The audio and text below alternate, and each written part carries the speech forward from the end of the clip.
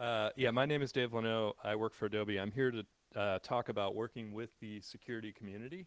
And before I start my talk, I should also mention that Adobe recently acquired a stock photo company. So I was able to get access to like tens of millions of photos. And if you were in Chris Eng's talk earlier, he had an intermission where he showed some cat pictures. I feel like he stole my thunder.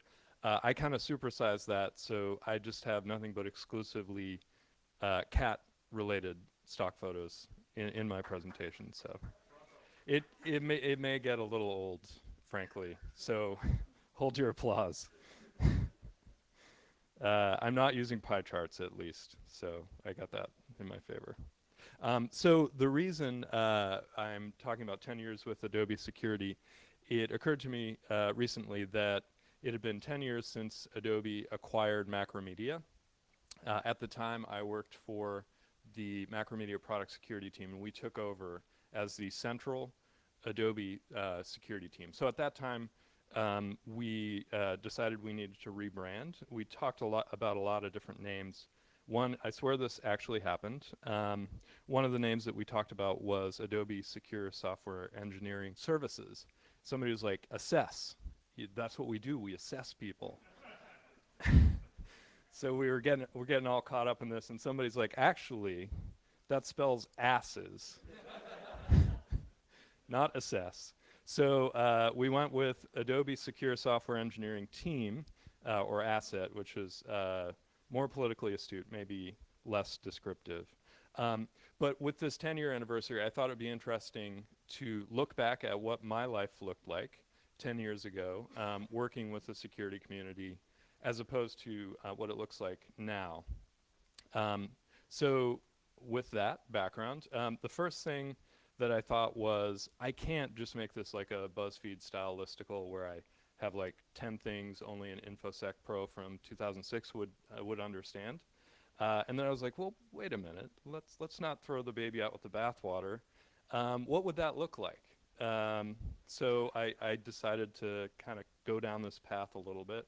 Remember when vendors would threaten researchers with legal action? When people thought vulnerability counts were an accurate measure of security. Disclosure debates, remember when we used to do that? That was crazy. People didn't used to update their software. So you get the idea, ha ha ha. Like the more things change, the more they stay the same. I think somebody could actually do, if it hasn't already been done, a pretty good like BuzzFeed style listicle on this topic, but clearly not me. Yeah, so, and it wouldn't take 50 minutes to go through it either. Like, how many things can you say? Like, remember when ExploitDB used to be Millworm? Like, that was cool back in the day. So, moving on. So, security community, this is overloaded terminology. By the way, that's a cat paw high-fiving a dog paw. Somebody was like, what the hell, when I was going through these slides, somebody was like, what the hell is that? So, there's a cat, there's a dog in there too. I think that's the only dog appearance. So what is the security community? This is a talk from my perspective. So I'm trying not to generalize. This is purely my take on things. So your mileage may vary. When I think of security community, I'm going to enumerate some of the categories. So security researchers, independent security researchers. That's the first thing I think of. Security researchers who work with vendors, who might work in academia, with the government. There's all kinds of different people doing, vulnerability reporting or research around security. I think this comes from being in vulnerability response for a while. That's the first thing I think of when I think of security community. Then security vendors, people trying to sell you like traditional pen test services, 2 people, 2 weeks, that old routine. Then there's tool vendors. There's other kind of security service vendors. Partners, so this is, when I think about partners, it's often competition or coopetition, frenemies, people who are in the same sort of business, selling software. But it could overlap, obviously, with security vendors. Certs is another good category of partners, CERT-CC, other national certs. Customers are an important part of the security community, and this, I'll talk a little bit more about customers and the importance of customers. Fellow employees. So I work in a company which is not exclusively, or an organization which is not exclusively security focused. So it's important from my perspective to consider fellow employees who might not be part of the security team. Consider them part of the security community. Try to bring them into the fold, raise their security IQ. And we'll talk a little bit about how we attempted to do that at Adobe. So that's what I think of when I think of security community. You could throw in like the press. They're certainly part of the community, and other groups. But for the purposes of this talk, I just took it category by category and talked a little bit about each group and how I related to the groups then and now. So yeah, and again, this is from my own personal experience. But as far as security researchers, back in 2005 and 2006, I can remember a lot of kind of heated conversations, mainly over email, with security researchers, where it seemed like a fair amount of context setting was required and common ground was hard to find. So a researcher would think, hey, you guys aren't taking this seriously enough, or you're not fixing it fast enough. We might think, you don't understand how this software works. You don't understand the context. And things could get a little heated at times. I have a very specific memory of getting feedback, annual review time. And the feedback was from somebody on a product team who, so this is my boss telling me in an annual review, things to work on. He said, you say and too many times when you're talking with security researchers. So, and I know the exact conversation. I'm pretty sure I know who told my boss. I think it was Suchit. Anyway, he basically, I had this conversation. I know the conversation it was with Fred Reinal, who since went on to form Quarks Lab. He's a great guy. I've had many subsequent conversations with him, and I think I've said and a lot less in those conversations since then. This sticks in my craw. I think number one, because it ended up in my annual review, and I got like dinged for it. And number two, because I still say and a lot. So I'm holding on to this little vignette. But I think it's a good representation of the fact that I was not used to talking to researchers and to people in the community. So the more you do that, the more you get used to it. And I think we've gotten to a point where it's a lot easier to exchange information. And this kind of divide that I picture back then, at least in my mind, has certainly lessened. Now, so we have multiple platforms that assist with and enrich this vendor-researcher communication. That is pretty amazing. So to give you some context here, you can't really see this, but this was courtesy of the Wayback Machine. This was the Macromedia vulnerability report form, circa December 2005. So this was state of the frickin' art. Like, we were really proud that we had this vulnerability report form. And apparently, I guess we still could be, because a lot of people don't have vulnerability report forms, at least according to Alex's talk yesterday. So that's kind of shocking. But now, fast forward 10 years, me in 2005, the idea of having, we use HackerOne now, so having a purpose-built platform for receiving vulnerability communications, that was science fiction 10 years ago. There was no way that could ever come about. And here we are. What a time to be alive. We have platforms that do this.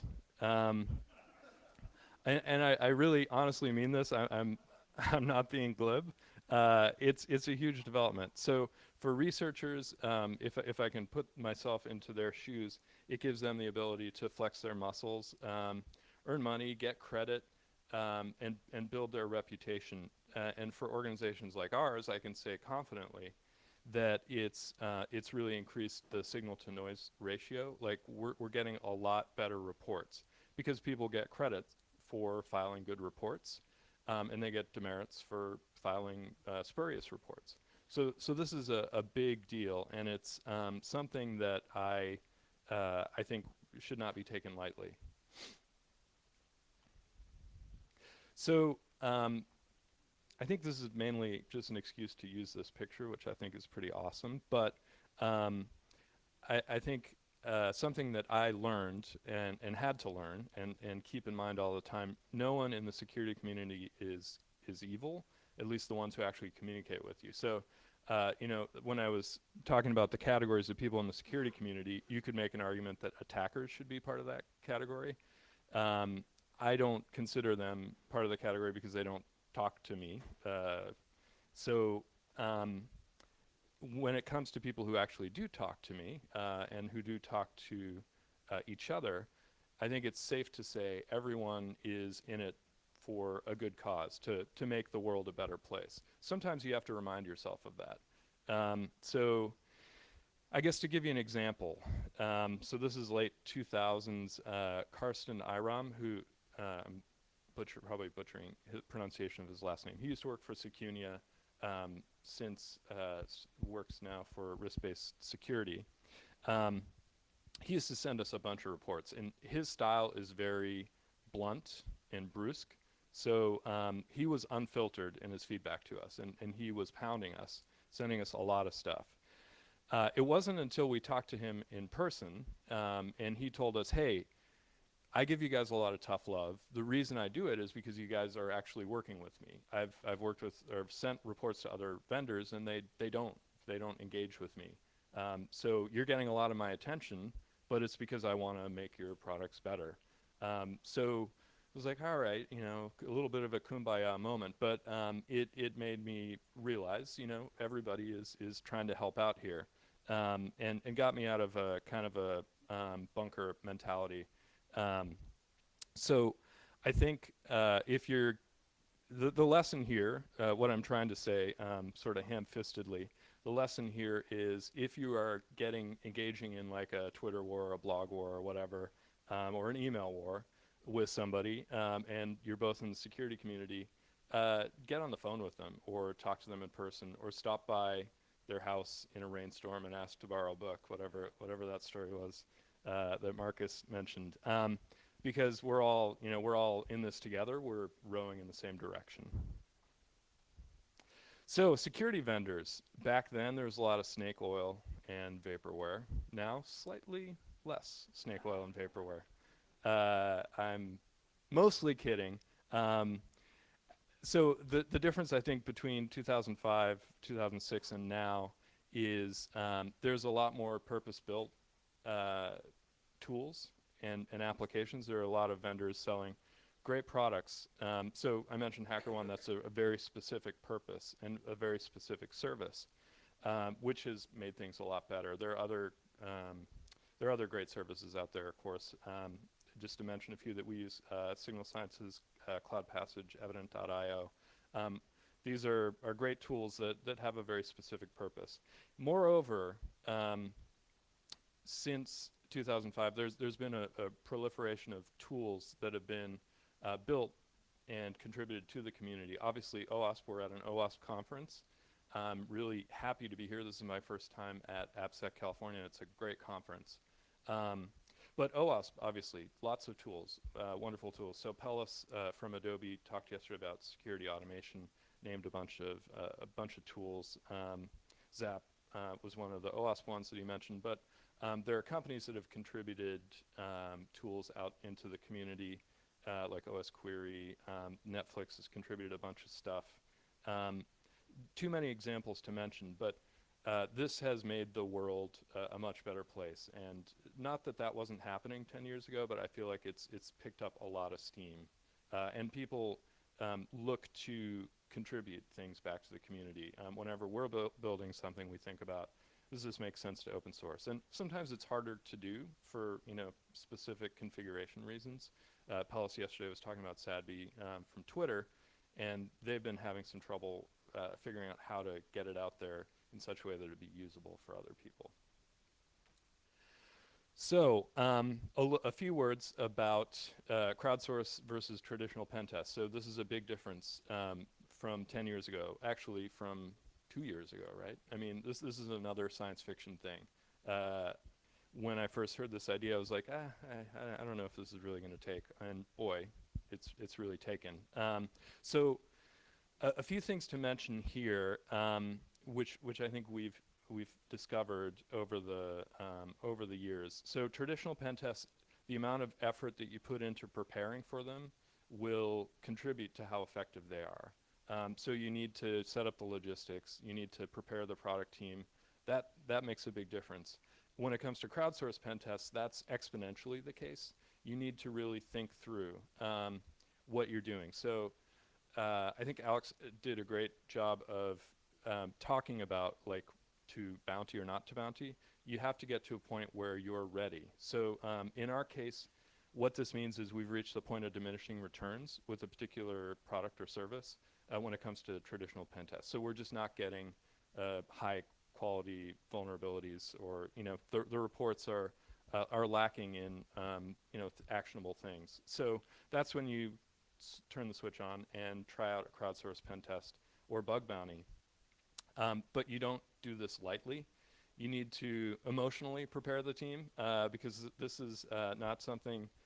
This is something that takes some effort. You need to be able to respond quickly. So that's something that Alex mentioned as well. Part of that is the expectation of the tester. When they're reporting something, they're expecting it to be fixed quickly. Part of that is craven self-interest, because we had cases where I'll tell you about one case where somebody reported a high severity issue. We fixed it. We fixed it quickly because it's high severity, but also because we wanted them to retest it.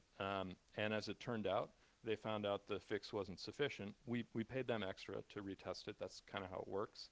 But it was worth the effort to get it fixed quickly. It was worth the effort to or the money to pay to get it retested because the fix was not sufficient.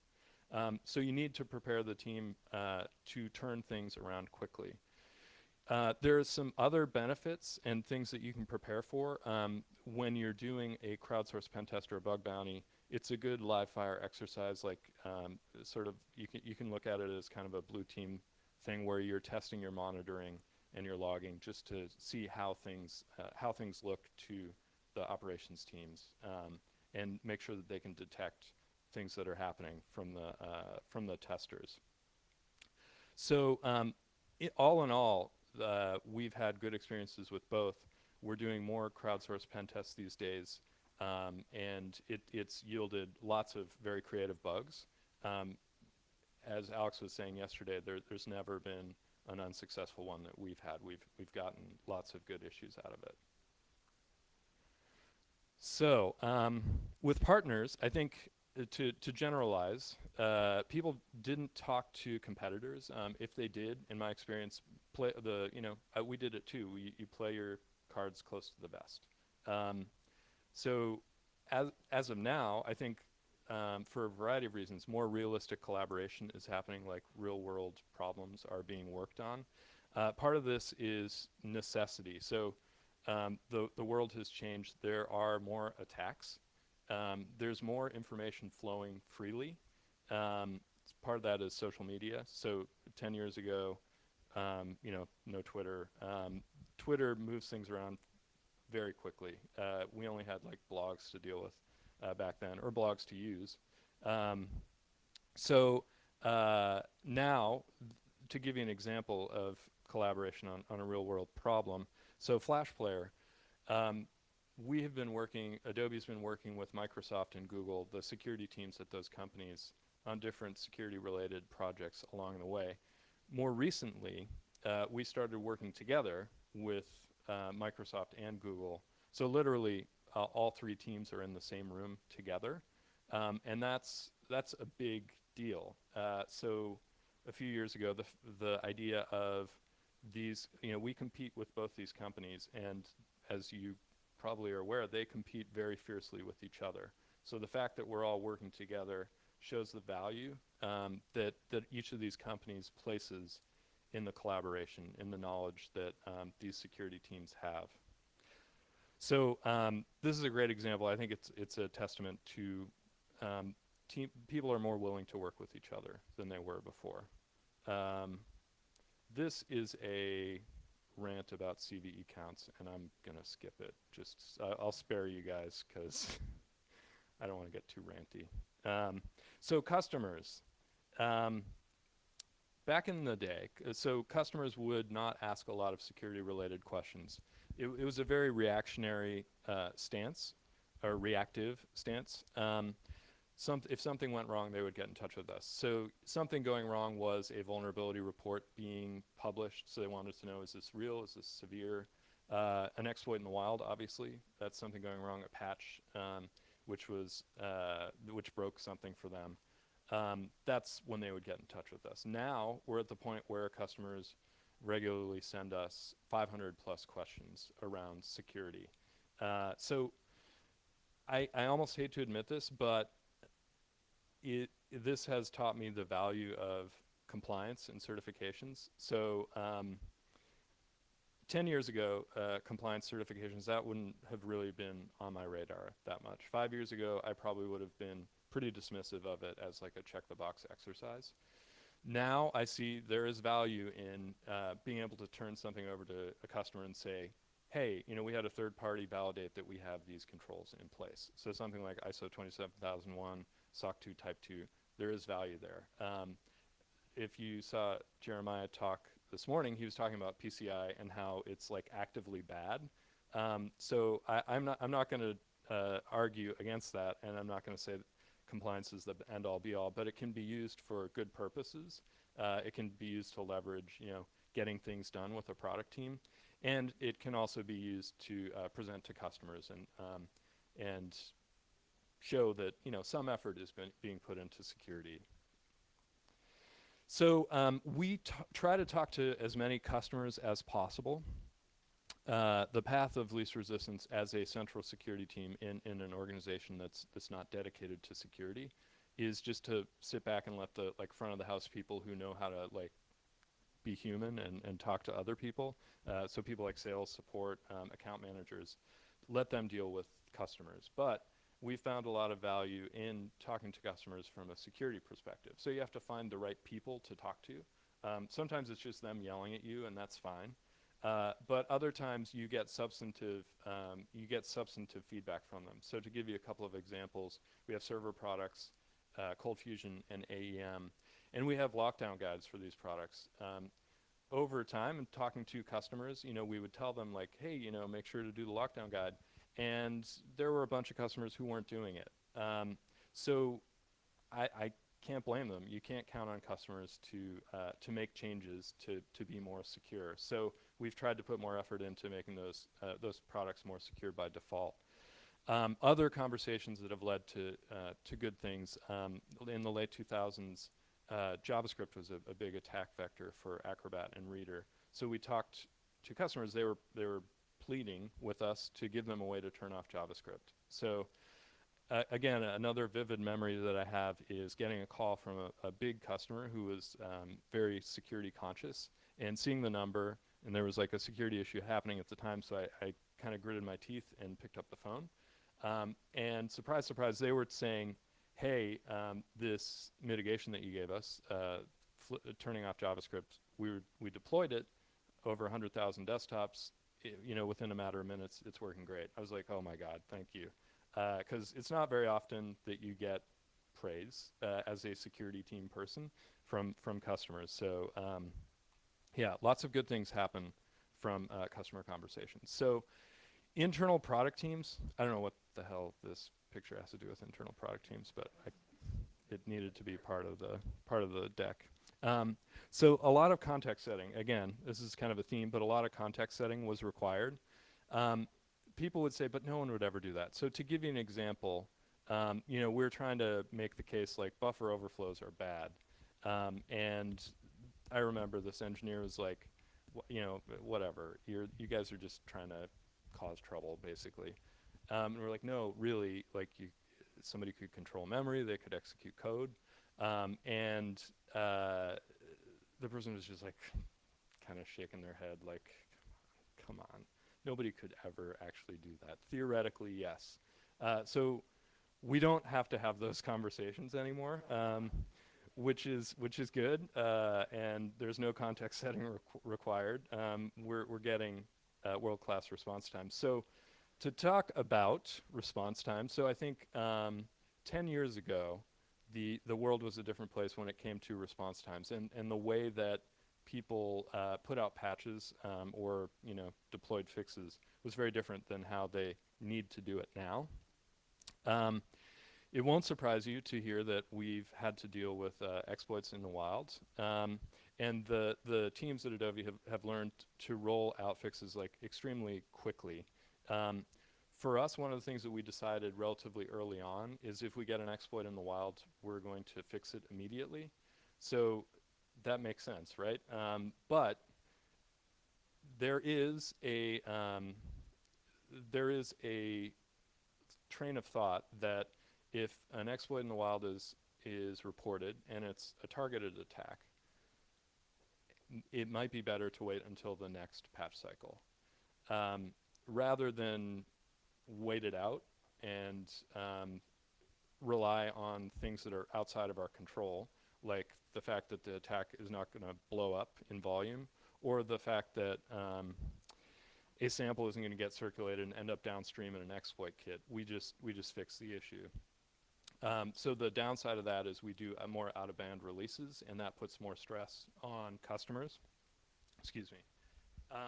But we feel like it's the right thing to do because there are things outside of our control that we can't account for. In the same way, when it comes to reports from security researchers, if there's something that's been reported that is questionable in terms of the severity, most of the time we're just going to fix it, give credit to the researcher, give them a CVE, because it's not worth the time or the capital, basically to piss them off and to go back and forth and argue about it. So in terms of the expectations, expectations are higher. So this goes both ways. People expect faster fixes. Some of this has been forced by exploits in the wild. Some of this has been forced by researchers putting a line in the sand and saying, I'm going to disclose on this date, and being more firm about that. So what this has meant to us, 2006, 2005, we had irregular patch cycles. We moved to quarterly updates. More recently with FlashFlare, we moved to monthly updates. And a downstream effect of that is if you have a shitty update system and you're putting out a bunch of updates, that makes everything a lot worse. So you need to not only put out updates quickly, you need to give customers the ability to update themselves quickly. And Chrome gets credit for doing background auto updates, which a lot of other companies, including us, have since adopted. So that's a way for customers. The exception is customers who manage their environments, and I've talked to a lot of customers who've just given up and said, we're just turning on auto updates, and if things break, they break. We'll deal with it later. That seems to be the sane way to approach it. The expectations on the reporter side, the researcher side, have also increased. So 10 years ago, we would get like one-line bug reports that we had to parse and figure out on our own. Now, well-formed bug reports are more the expectation, and actually submitting fixes like to open source projects, that's also something that researchers do. So the world has changed a lot in good ways. So to give you a quick example, in 2009 we had this wretched exploit in the wild, one of our first high-profile exploits in the wild, probably the first one. Since then, so last year we had the hacking team breached. There were 0 days in that. Some of them affected us. We were able to get patches out in like 3 days. So it's not great to have exploits in the wild, but fixing them fast is key. So when it comes to, this is still talking about internal employees. We've talked about our training program in the past, and I won't spend too much time on it here, but in short, it's a martial arts like belt style system, so that you get white belts. It's computer-based trainings, like 15 to 30 minute modules on things like cross-site scripting 101. And then there's green belt, which is like the next level. So it's, and some of these trainings are available through SafeCode. We've pushed out computer-based trainings through the Safe Code organization, so you can check those out there. But this training program was kind of a grassroots effort. Developers really latched onto it, and it brought up the security IQ, and again, included more people in the security community. So we're at the point now where we have a central product security team, but we have people outside of this product security team who are reporting vulnerabilities to other vendors and getting acknowledged as, you know, some of the top reporters there. So that's a great place to be. You know, we like to take some credit for that. The reality is, you know, these people are great and they do these things on their own. But we've gotten to a point where the current day and age as security practitioners, we're not the only line of defense, and we can't be. We can only scale so far, and automation can only scale so far. There's certainly a human element to a lot of the work. That's a theme that I've heard in a lot of the talks in the last couple of days, and I believe that to be true. So if you don't have a strong security culture across your company, it's going to be really hard to make meaningful change. So I guess, you know, the aloof security girl or guy, you know, who crosses their arms and says you're doing it wrong, like we can't do that anymore. So to bring this all together, to give you an example of, I think, the security community pitching in together, we had an interesting project that we did. So we needed a pen test for an Adobe service. And this was one of the ones that we talked about, which had a more mature security posture. We wanted to evaluate a crowdsourced pen test service. In this case, it was BugCrowd. And we thought this was a good case study to do this in. And at the same time, we're evaluating Signal Sciences. So we said, hey, let's bring this all together. Let's have Signal Sciences deployed with this service. We won't have them block anything. We'll have them in monitoring mode, see if they can flag stuff that's being found by the researchers, by the pen testers. So we did 3 birds, 1 stone. We brought all this together. So this required the Adobe service, the product team that we were working with, to be willing to do this experiment, to evaluate these things. This required the BugCrowd folks to be willing to participate in the experiment. And last but not least, Signal Sciences, this required them to do a bunch of work to help us evaluate how things went. And they did do a bunch of work. And the result of this was we got a great pen test. We got great data on how well the crowdsourced pen test worked. We got great data on how well Signal Sciences worked in this environment. And overall, it was a big success for us. I think the bottom line there is I think we're all collaborating more. The reality is it's out of necessity, and we need to do it more. So I think one of the things that I learned and I already knew but was brought into further focus in these last 2 days is we're in a bit of a bubble here. So we're aware of security and the state of security. There are a bunch of people outside of our community who are not aware. They don't have any idea how bad things are. And if they do have an idea of how bad they are, they don't have any idea how to fix it. So in addition to being able to scale within our own organizations, we need to be able to scale beyond just our own bubble and our own community. Oh, and I have this cat picture with 3 birds on it. So that's where I'm going to sum it up. I think the world, we've made a lot of progress in the last 10 years. We're going to need to make a lot more. I think one thing that is good, all the lessons that we've learned in the last 10 years, some of the industries that are new to InfoSec, they can take advantage of all the lessons we've learned. So it won't take, you know, the car industry 10 years to get to the point we're at, because we can help them along the way. And you can see that's already happening. GM joined HackerOne. I think that's a great step in the right direction, just in terms of getting them themselves into the security community fold. So that's all I've got. If anybody has questions, happy to take them.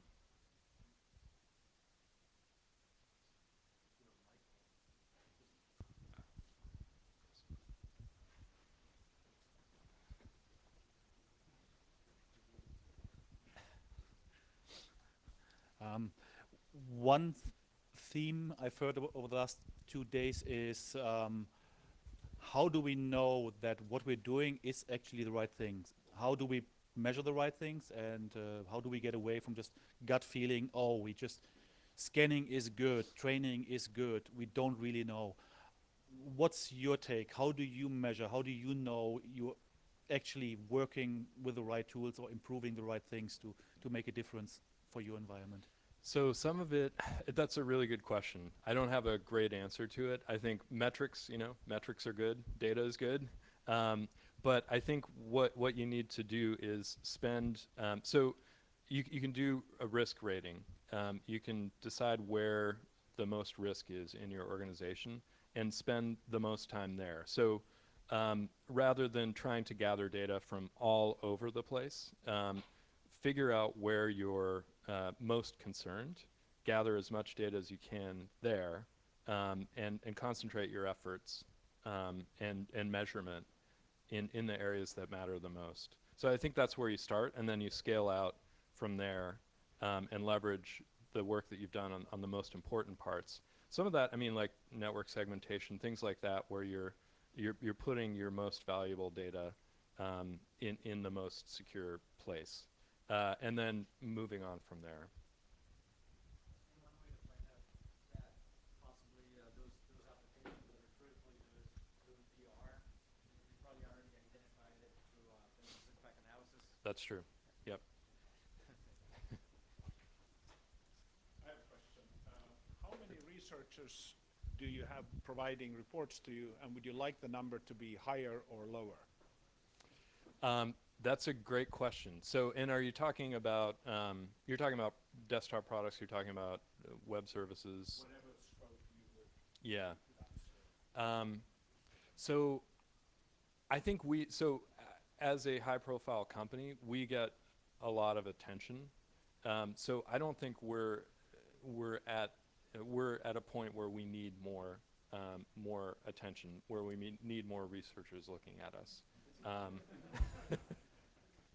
Yeah, but I think that there are certainly a lot of organizations that could use more help there. So yeah, I think just having a worldwide community that's accessible through some of these crowdsourced platforms is a huge benefit. Do you think you have hundreds, thousands, tens of thousands? You probably have more data about this than we do. I think we have hundreds.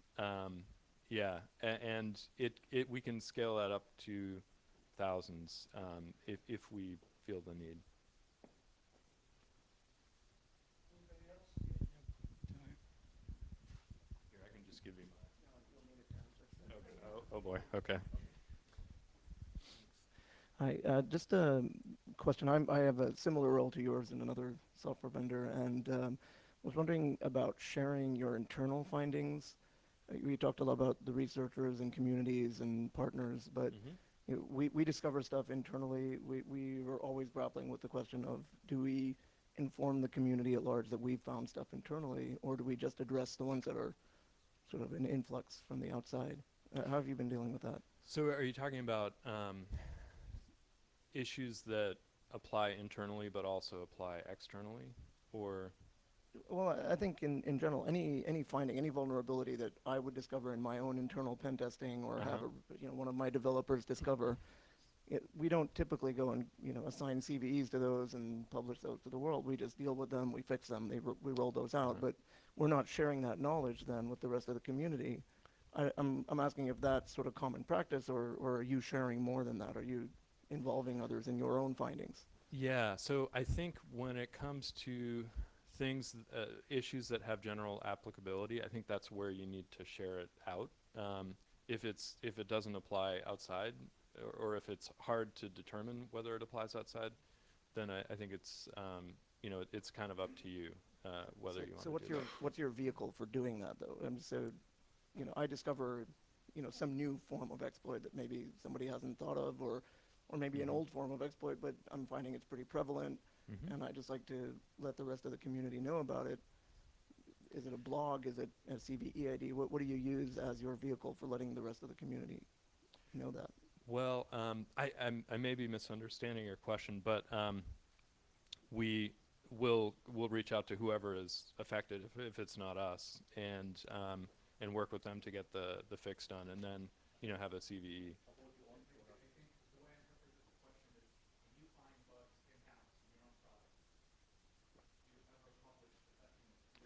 Ah, okay.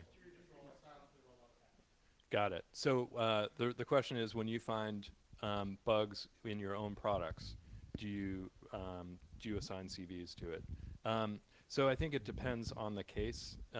There are some cases where we do. There's many cases where we don't. But what we do is we'll put out an update, and we'll assign it a priority rating, and make sure that people apply the update, that there are security fixes in it.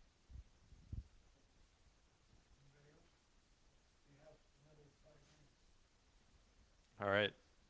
Well, I will spare you freestyle rapping. Yes, please. So you talked about pen testing and the crowdsourced bug bounty programs. Yep. You didn't really compare and contrast them. How do you decide how much you do of either type? Do you mix them much? It depends. So I think one area where sometimes you can do both. You're going to get different things. So when you're doing a traditional pen test, when you're bringing somebody in, or I should say, when you're bringing somebody in to do more of a white box pen test, you're getting a different kind of data, and you're bringing them in at a different point in the cycle. So it can be really helpful to augment your threat modeling, and to augment your code reviews, that kind of thing, with a white box pen test. When you want to do a live fire exercise, that's when a crowdsourced pen test is more valuable. So the other thing that can enter into the picture is customers, and the data that they want. If they want a traditional pen test report to be shared with them, then having that available might be valuable. The crowdsourced pen tests can provide like a letter of attestation as well. It depends what your customer is looking for.